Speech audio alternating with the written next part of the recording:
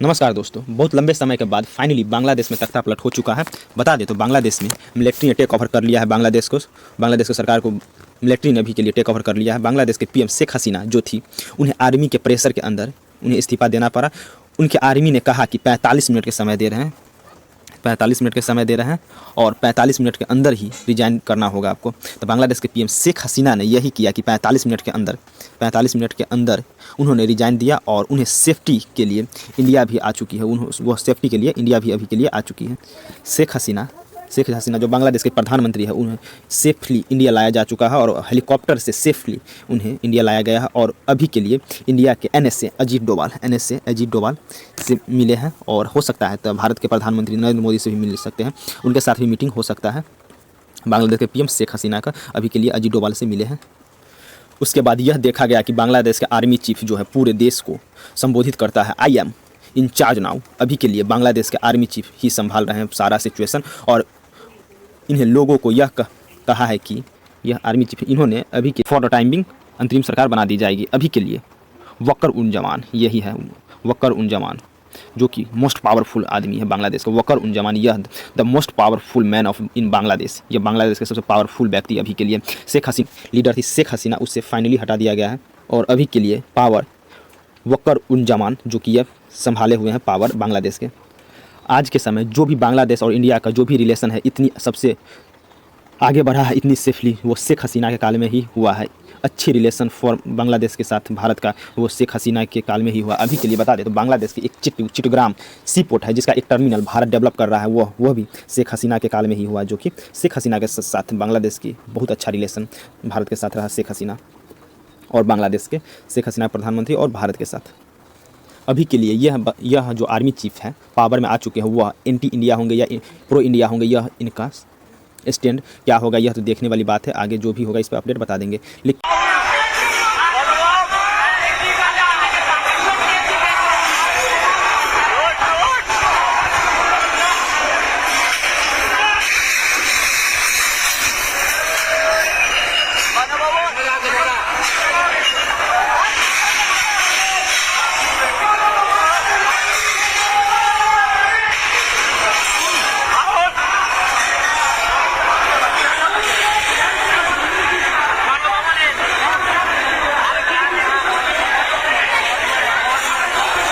को बिल्कुल पावर से हटा दिया गया।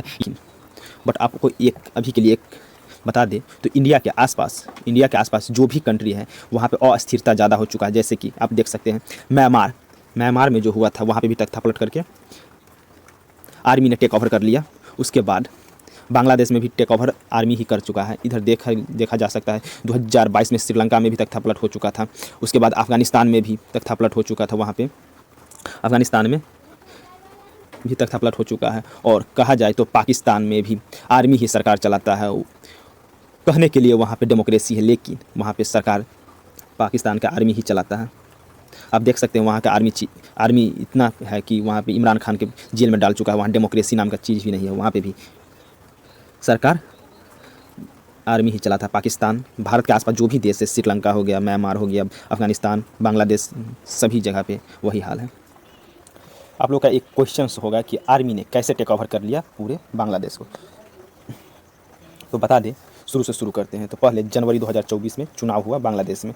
चुनाव में रिजल्ट आया और चौथी बार बन गई बांग्लादेश के पीएम शेख हसीना प्रधानमंत्री बनने के बाद इलेक्शन में वैसे ही प्रधानमंत्री बनने का बांग्लादेश में इलेक्शन जैसे ही संपन्न हुआ, उसके बाद USA की तरफ से स्टेटमेंट आना शुरू हो गया बांग्लादेश के इलेक्शन में हुए धांधली की वजह से।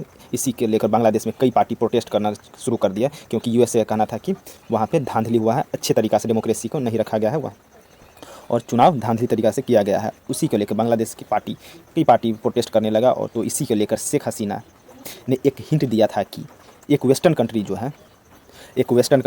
जो बांग्लादेश से मिलिट्री बेस मांगा है, इसी को लेकर वेस्टर्न मीडिया ने, वर्ल्ड मीडिया ने समझ गया कि USA की बात कह रही। इसी को देखते हुए आपने देखा होगा कि पाकिस्तान में इमरान खान ने USA के बारे में कुछ बोला था, तो उसके साथ क्या हुआ, उन्हें जेल में डाल दिया गया, अभी तक जेल में ही। वैसा ही शेख हसीना के साथ हुआ है।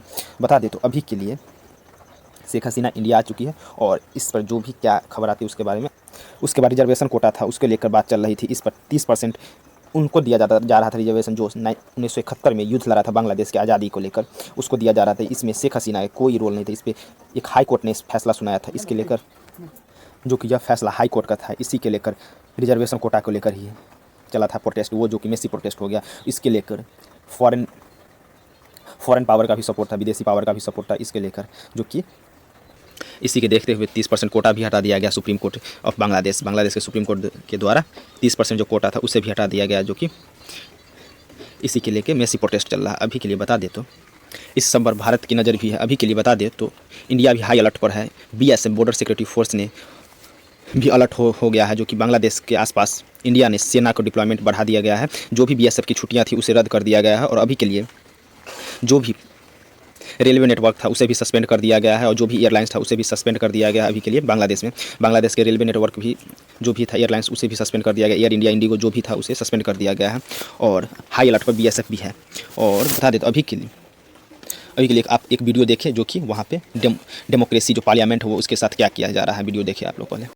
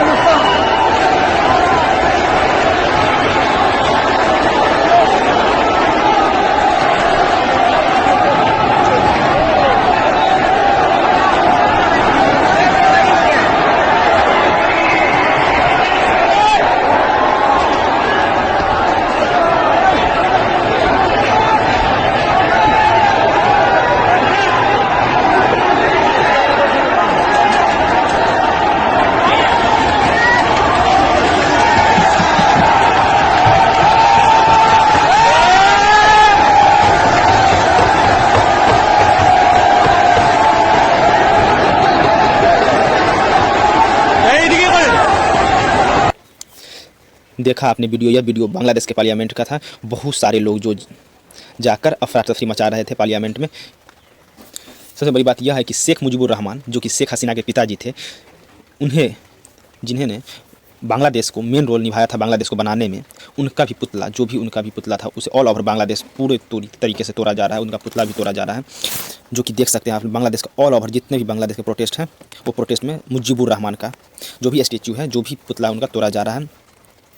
अगर आप यह सवाल पूछेंगे कि बांग्लादेश से लोग अगर भारत की तरफ आते हैं तो हमें शरण देना चाहिए या ना देना चाहिए, उसके बारे में पश्चिम बंगाल के मुख्यमंत्री ने भी बताया था कि अगर बांग्लादेश से कोई शरणार्थी या कोई आपदा आती है या कोई दिक्कत आती है तो यह बांग्लादेश के नागरिक को शरण देगी। लेकिन अभी के लिए ममता बनर्जी ने भी बांग्लादेश के जो भी शरणार्थी है उसको देखते हुए, सिचुएशन को देखते हुए, बांग्लादेश के सिचुएशन को देखते हुए ममता बनर्जी ने, पश्चिम बंगाल के मुख्यमंत्री ने बोले हैं कि सेंट्रल का जो भी मोदी गवर्नमेंट का डिसीजन होगा वह सर्वमान्य होगा। ममता बनर्जी ने भी अपने शब्द को सुधार लिया है और स्टेटमेंट दिया है कि जो भी केंद्र सरकार का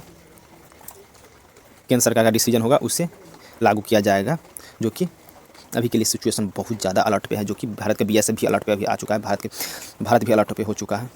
और बता देता, हो सकता है अगला PM बांग्लादेश के PM खालिदा जिया बन सकती है, खालिदा जिया